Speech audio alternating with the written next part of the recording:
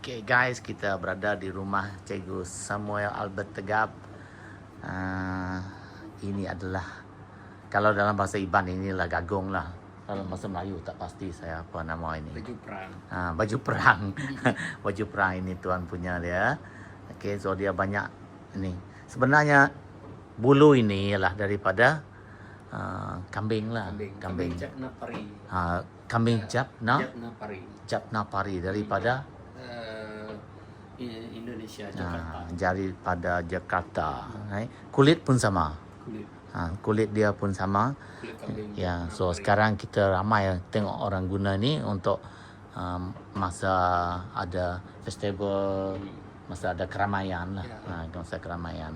So kalau ada yang berkenaan, yang berminat, boleh order daripada dia.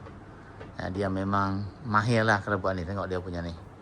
Dia sendiri ada untuk dia buat apa nama, untuk dia jual pun ada.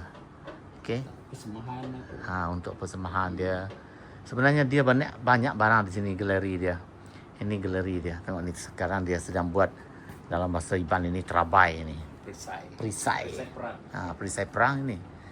Buat daripada kayu. Kalau pelai tanah mula dalam bahasa Melayu. Memang belum siap lagi lah. Ni. Okey, tengok tu. Ni. Perisai perang ini. Ini memang saiz yang besar ni.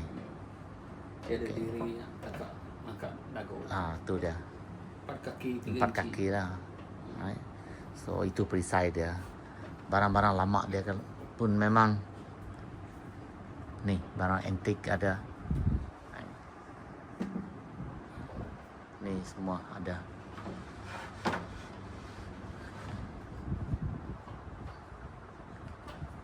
Nama korang ada ketupi ya? Tupi silong. Tupi silong. Ni. Orang Batarajang jangan.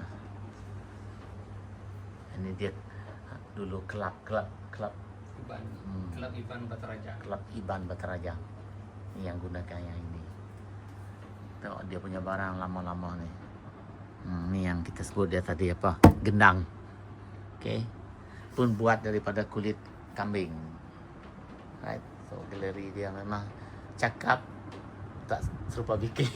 Semua dia tak nak cakap saja, dia mesti mau ada barang itu. Right. Ni topi. Nama korang nak topi tak ada tu lah. Silong. Ni topi silong.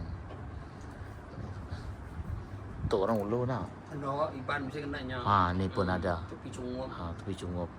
Ini yang